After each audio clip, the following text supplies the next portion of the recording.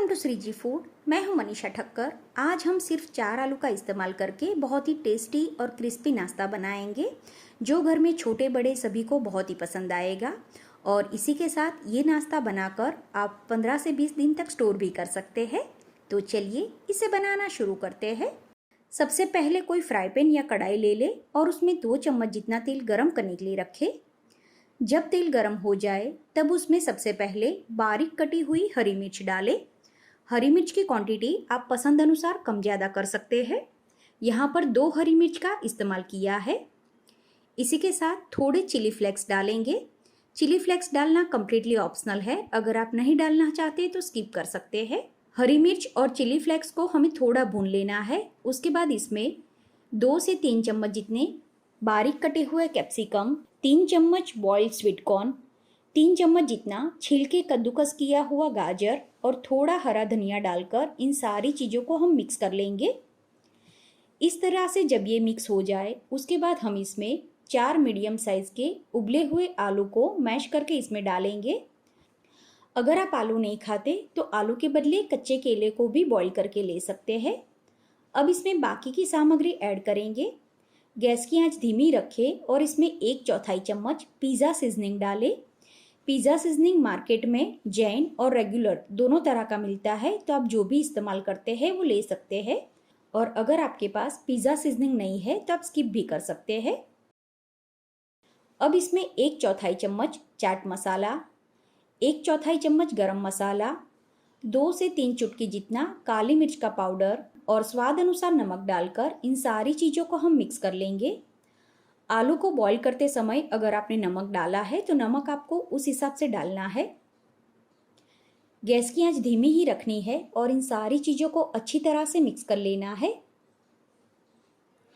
यहाँ पर जो सब्जियों की क्वांटिटी ली है वो आप पसंद अनुसार कम ज़्यादा कर सकते हैं।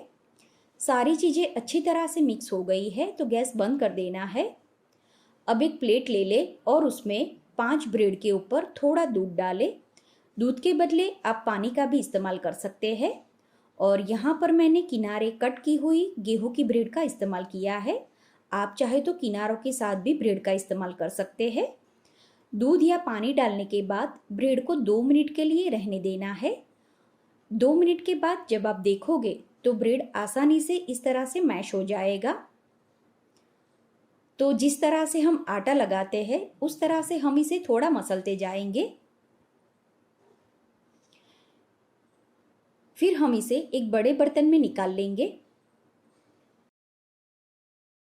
फिर जो सब्जियों का मिश्रण हमने बनाया है वो पूरा इसमें डाल देंगे। अब इसे अच्छी तरह से मिक्स कर लेना है। हमने ब्रेड को भिगाकर इसमें इस्तेमाल किया है तो इसमें ऊपर से पानी या कुछ भी डालने की ज़रूरत नहीं होती है। उसका जो मॉइस्चर होता है उसमें ये अच्छी तरह से मिक्स हो जाता है।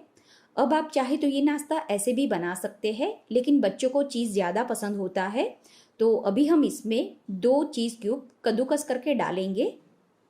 चीज़ की क्वांटिटी आप कम ज़्यादा कर सकते हैं। और इसी के साथ ये नाश्ता क्रिस्पी बने और इसमें अच्छा बाइंडिंग आ जाए इसके लिए 1 से 2 चम्मच जितना कॉर्नफ्लावर डालेंगे, जिसे कॉर्न स्टार्च भी बोलते हैं। तो चीज़ और कॉर्नस्टार्च भी इसमें अच्छी तरह से मिक्स हो गया है। अगर आपने जो मिश्रण बनाया है उसमें मॉइस्चर है तो आप और थोड़ा कॉर्नफ्लावर डाल सकते हैं। मैंने दूसरा कॉर्नफ्लावर इसमें ऐड नहीं किया है। अब आप इसमें से जो भी शेप देना चाहो दे सकते हो। अभी मैं इस तरह से इसमें से लंबे रोल बनाकर तैयार कर लेती हूँ।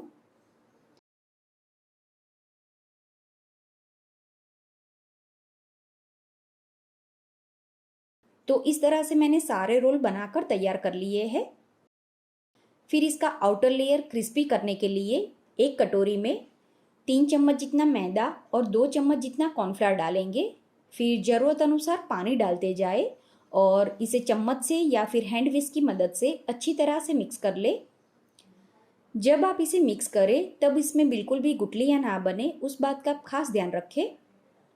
तो इसकी जो स्लरी हम बनाएंगे वो ज़्यादा पतली भी नहीं और ज़्यादा गाढ़ी भी नहीं, उस तरह की बनानी है। इस तरह से जब ये मिक्स हो जाए उसके बाद इसमें चुटकी भर नमक डालें और फिर से इसे मिक्स कर ले।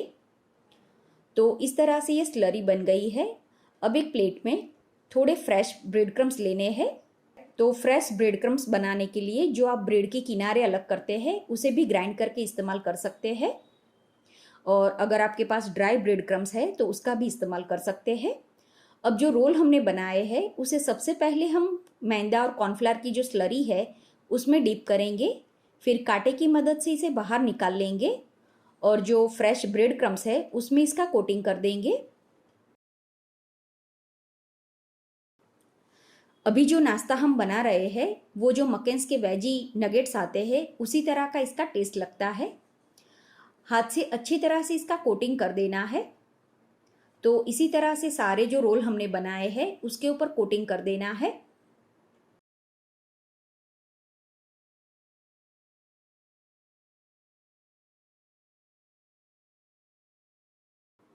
तो अभी मैंने थोड़े रोल के ऊपर इस तरह से कोटिंग कर दिया है। बताया उस तरह से अगर आप ये नाश्ता बनाकर स्टोर करना चाहते हैं तो आपको कोई एयरटाइट डिब्बा लेना है और इस तरह से जो रोल के ऊपर आपने ब्रेड का कोटिंग करके रखा हो वो रोल इसमें रख देने हैं। फिर आप ये नाश्ते को डीप फ्रीजर में रखकर 15 से 20 दिन तक स्टोर कर सकते हैं। जब भी आपको इसे इस्तेमाल करना हो तब जो रेडी टू ईट वाला पैकेट हम इस्तेमाल करते हैं उसी तरह से आपको इसे डीप फ्रीजर से बाहर निकाल लेना है। फिर थोड़ी देर के बाद फ्राई करके आप इसे सर्व कर सकते हैं। तो बिना प्रिजर्वेटिव के इस तरह का हेल्दी और टेस्टी नाश्ता आप आसानी से घर पर बना सकते हैं। तो अभी मैं इतने रोल डीप फ्रीजर में रख देती हूँ और बाकी के जो रोल हमने बनाए हैं उसे मैं फ्राई करके आपको दिखाती हूँ। तो इसे फ्राई करने के लिए मैंने एक कढ़ाई में तेल पहले ही गरम करने के लिए रख दिया था। तेल जब अच्छा गरम हो जाए उसके बाद बनाए हुए रोल इसमें डालें और ये रोल हम मीडियम टू हाई फ्लेम पर फ्राई करेंगे।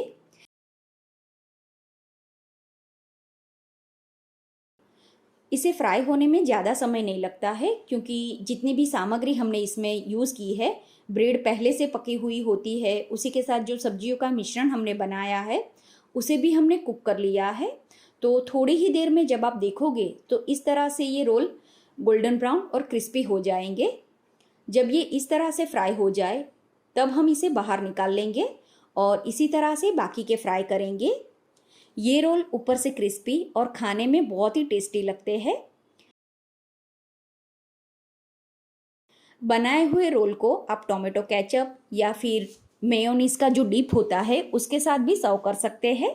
तो आप भी इस तरह से ये हेल्दी और टेस्टी नाश्ता बनाकर जरूर ट्राई करें। आपके घर में सभी को ये बहुत ही पसंद आएगा।